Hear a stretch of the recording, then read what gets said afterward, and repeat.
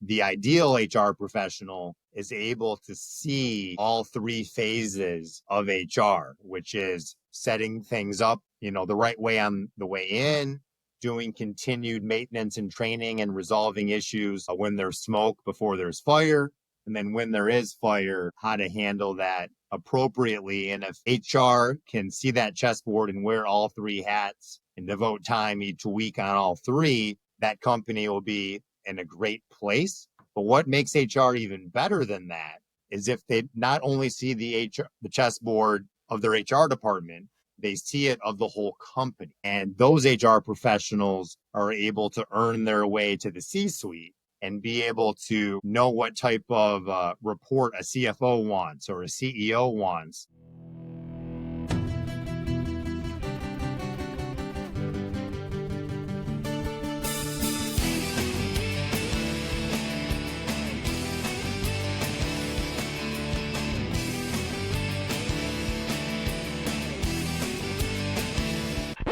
Welcome to Backstage Pass with the HR Rockstar, the show that pulls back the curtain and cranks up the volume on the most pressing HR topics, from talent strategies and workplace culture to career pivots and leadership. Because in today's world, HR isn't just behind the scenes, it's center stage. I'm your host, Jay Arnold, and in the world of HR and talent, there are times we recognize top performers within the workplace, sometimes referred to as rock stars. This podcast combines my love of HR as my career with my experience of 10 plus years performing shows around Michigan and the Midwest in my rock band, chasing the dream of being an actual rock star. Join me as I sit down with rock stars in their fields to have fun, insightful conversations that keep the human in human resources. Together we'll disrupt, innovate, and amplify the future of work. So grab your pass, turn it up, and let's make some noise. Welcome to Backstage Pass with the HR Rockstar, now part of the Work Defined Network.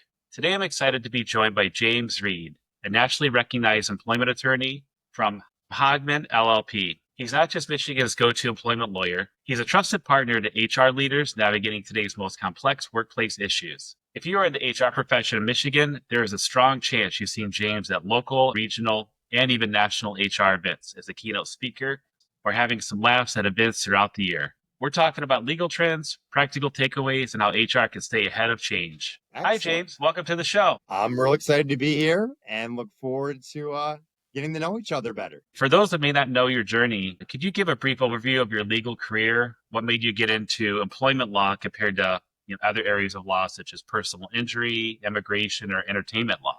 Yeah, the story actually is not that exciting. What happened is in 2006, I became a lawyer and had no idea what I wanted to do. And I navigated various departments and basically worked for a dozen partners that had various specialties. And by 2008, I was supposed to pick what area of law I liked best.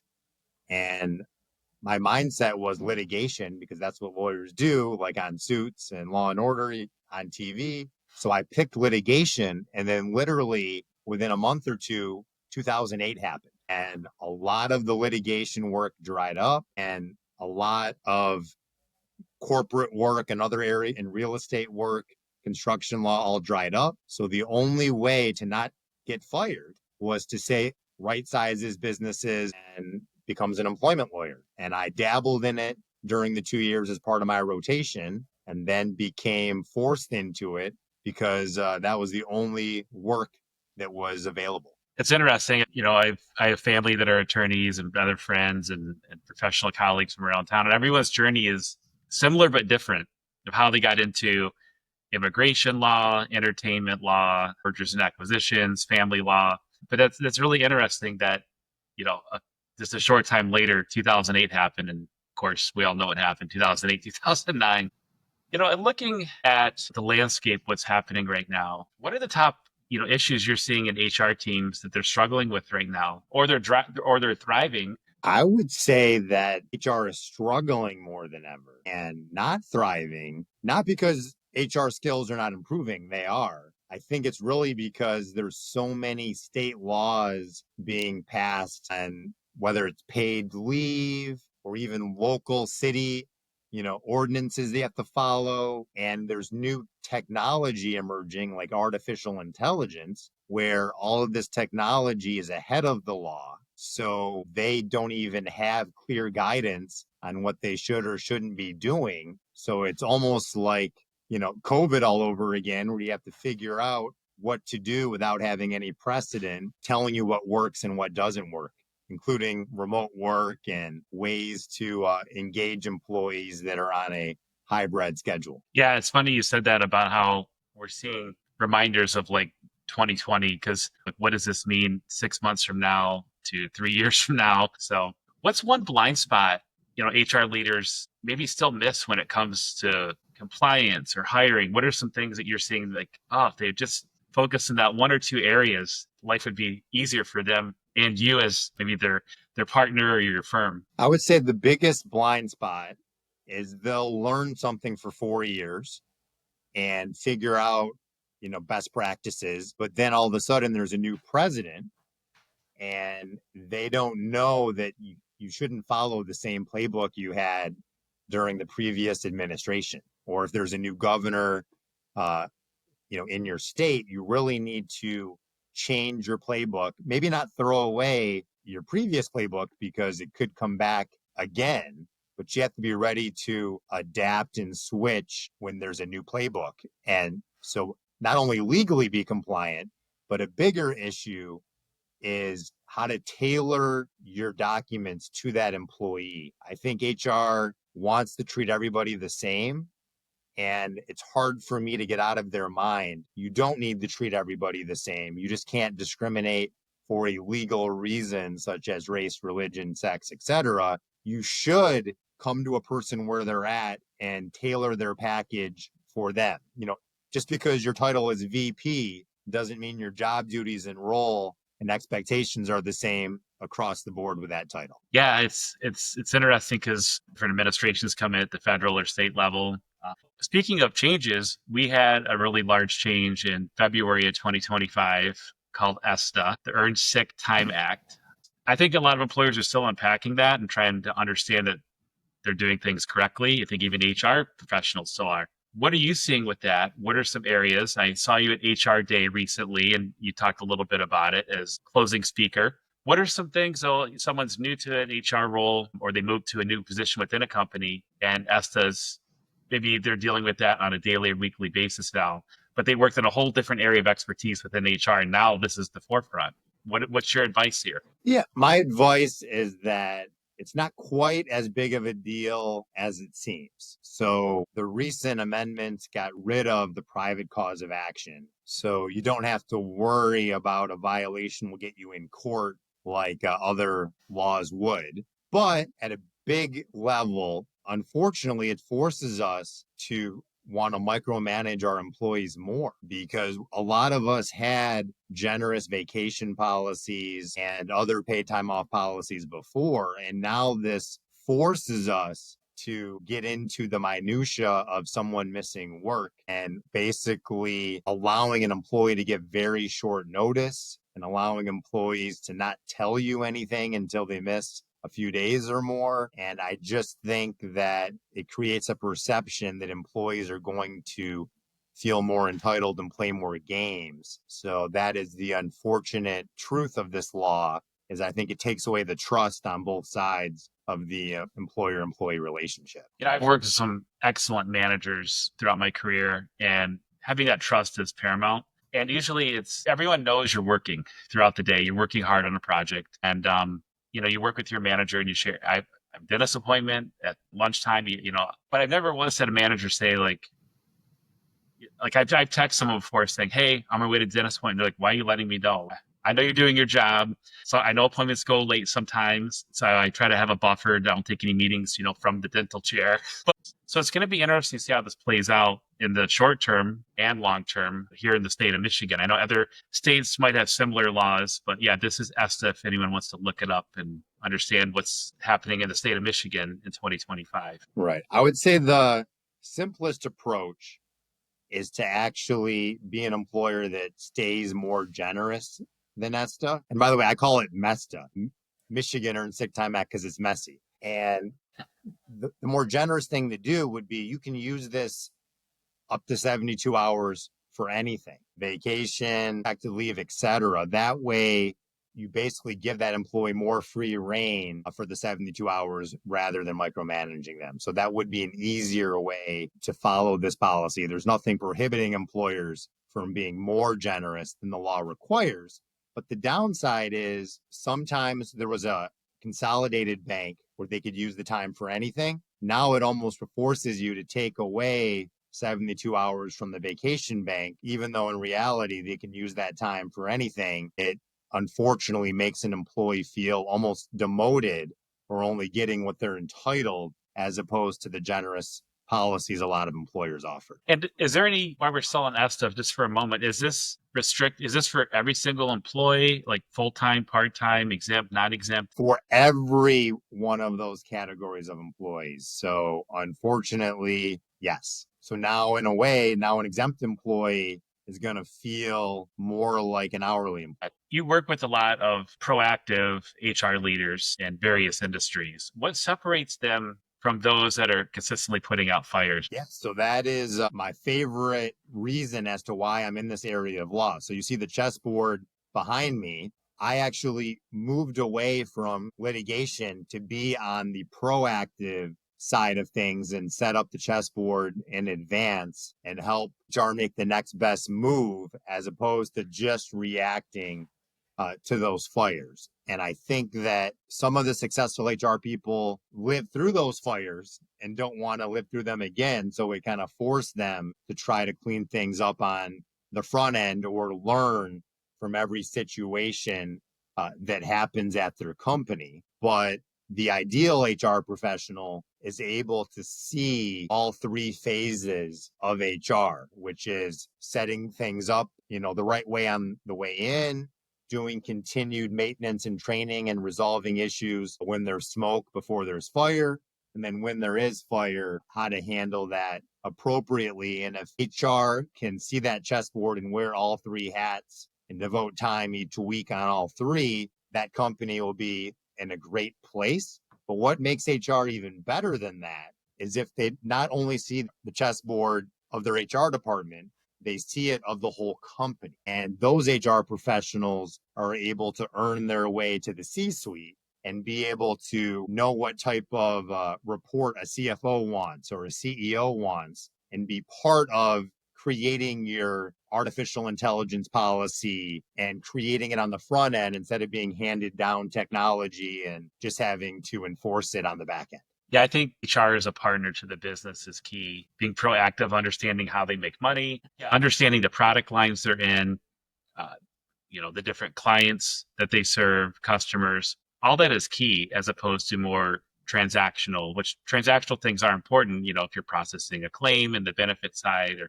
all those things are key, but looking at things from 30,000 foot view and also from the front lines as well as finding that balance, of course. Yeah, if you're in HR and you can explain the ROI on your work, that goes a long way. And you don't want to be seen as the sole cost center of your workforce. You want to also be able to create some productivity and profit centers as well. There's a lot of different laws that have come out in the last several years, some before COVID, some during, and other states continue. So there's, for example, pay transparency laws. Michigan does not have one yet as of 2025. Who knows what may or may not happen someday. But there's obviously, California, Washington, Colorado was the first. A lot of people thought California would have been the first, but Colorado was. Massachusetts, Illinois, the list goes on. And it seems like every January 1st, there's something new coming. So if you're just based in Michigan, the risk might not be there unless a law is passed. But if you're a larger organization where you have sites in other states, if you're multinational, even other countries, I know obviously you'd want to adhere to local laws wherever you operate. But from a pay transparency law, are you seeing any complexities around these laws as far as on job postings on LinkedIn, Indeed, the company's website, if someone were interested in joining a team and wait a minute, I thought Colorado had this and nothing's being posted. I'm seeing major issues because now plaintiff attorneys are using AI to find their cases for them. And even my smaller Michigan clients end up having some remote employee in another state, or somebody moves there for family purposes that was already a rock star and they don't want to lose them. And so they all of a sudden have to comply with laws in that state. And even if you're posting a job in Michigan, especially if it's a remote position, you may be advertising that position outside of the state of Michigan, and you'd have to then comply with the laws of that state. So I would say that it's a massive undertaking, and you may want to contract with a third party and get an indemnity agreement signed that they'll help you with your job postings that'll be compliant wherever you're posting a position. But I also think HR is not always getting all of the details of that position. And sometimes they're cut and pasting the last job description for that role. And each role could be a little different. Yeah, it's one of those things that HR is never boring from my perspective. There's always something new changing. So it keeps you learning. And as a lifelong learner, I love learning different ways to make an organization thrive, be in compliance, work with team members so they have a great career there as well. Like on pay transparency, the big issue is, what if I need to pay somebody more that lives in New York or California because the cost of living is more, or I'm able to charge clients more there? I don't necessarily feel like everyone has to be paid the same when there could be business reasons or talent reasons to pay somebody differently. Although on the flip side, employees are always allowed to share what they are individually making under the Michigan Wage and Fringe Benefits Act. It's actually a misdemeanor to tell them not to share what they're making. I get that all the time where my clients tell me to make sure there's confidentiality in the employment agreement I'm preparing, and I have to explain the carve outs from that confidentiality. You've earned your reputation as more than a lawyer here in Southeast Michigan. I know you've done things nationally. I see you at events speaking. What's your philosophy when working with HR clients, just from a broad point of view? For example, there's someone that starts a new firm and they're like, Jay, do you know an employment attorney here in Southeast Michigan? I said, yeah, give James a call, go to lunch, see if there's you guys can connect. Like, what do you look at with you when advising HR clients, maybe just starting out or looking for someone? Sure. So I always approach things as, I have at least 20 years left, ideally, in my career, and I'm not here trying to sell you anything. I want to be a resource. And the first call is always free.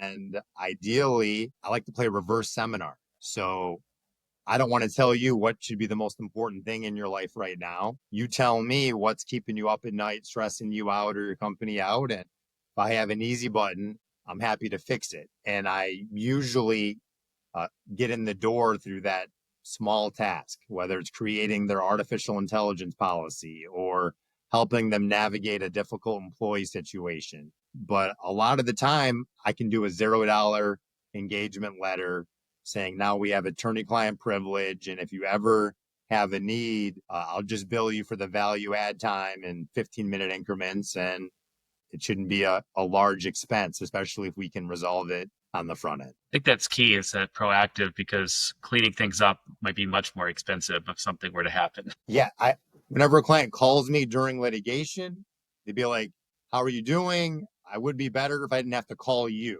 That's usually the attitude I get. But if I'm calling them on the front end to make that problem go away, I actually have a chance to add a lot of value where they're happy to talk to me, as opposed to see me as an expense. Even if I win that lawsuit, it was still expensive to deal with that lawsuit. What trends are on your radar for the next 12 to 18 months from an HR point of view, that, again, if you're advising, what to look out for?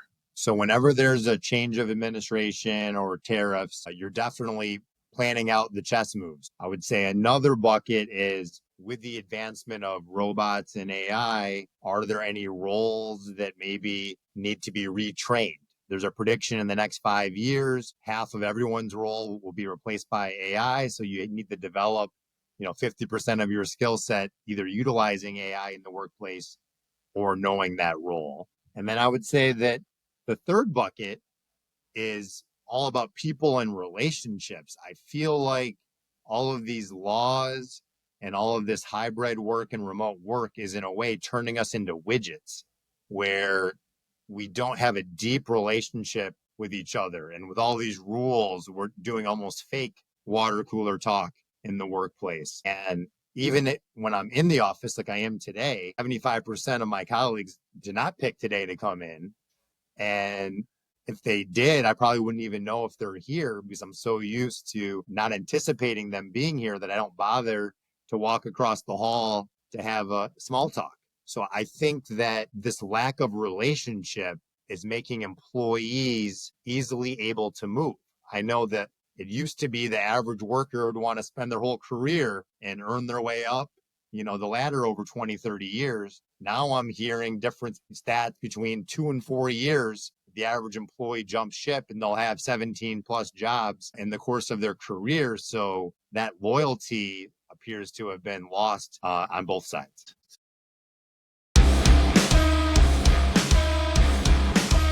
I want to jump into what I call the Encore section, where we can have some fun with personal and maybe some pop culture questions and really get to know you as James Reid as a person and not just an attorney. So if I were to be hanging out with you today, we met for lunch and I said, James, show me your phone. I want to see your Spotify playlist or Apple Music, whatever platform you use. What are some artists we would find? So it's so funny. I used to be into all that high school hip hop music, like Notorious B.I.G., Tupac, all of like the motivational beats to kind of get you in the sports mood.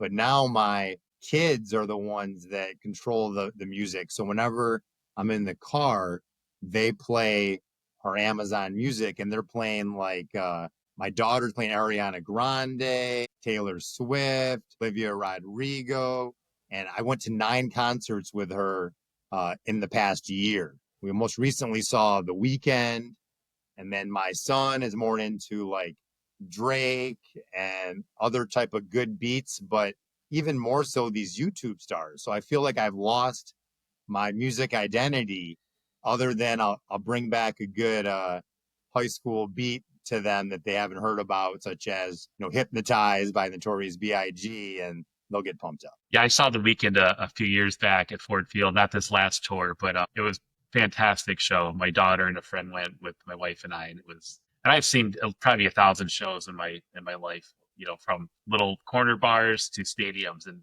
it was one of the better shows I'd seen in a really, really long time.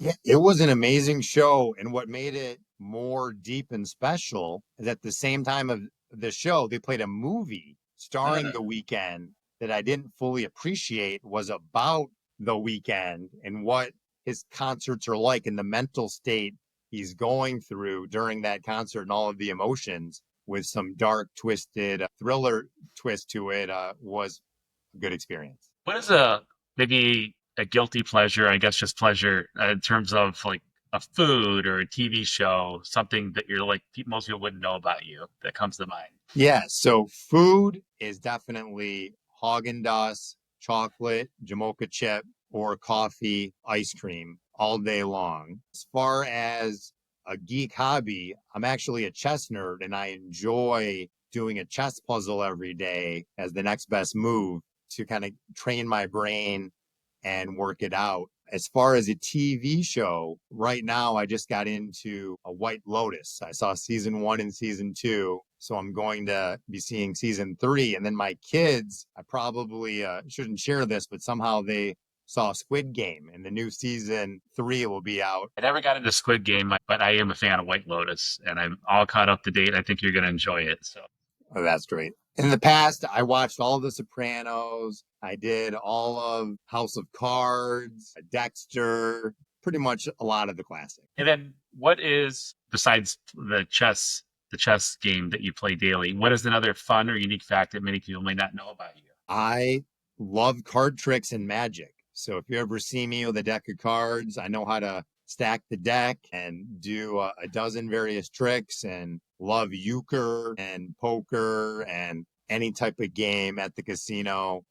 I find to be very fun. And other things people may not know is that as much as I'm at a ton of events and interact with a lot of people, I actually enjoy being alone a lot, which is, I think, partly why I like playing chess. And as we wrap up here, if people, listen to this episode, they want to, touch base with you, where can people get in touch with you at? Yeah, I always love giving out my cell phone.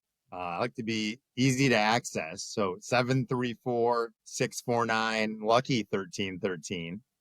And as far as LinkedIn, I do monitor my LinkedIn on a daily basis. So find me on LinkedIn or send me an email at jreid@honigman.com. I'll make sure I have all that in the show notes as well. So, yeah, Excellent. I think we've been connected on LinkedIn for a number of years. We've seen each other at several events around the Metro Detroit area over the years. I'm really glad we're able to do this. So, I am too. It's been a pleasure, and look forward to seeing big things ahead from both of us. James, this was packed with insight. Thank you for being generous with your time and your knowledge. HR pros, be sure to check out James's LinkedIn page, his website within the show notes. Connect with him on LinkedIn. Follow him for any updates he shares. If you found value in this episode, please like, subscribe, and share with your friends and network.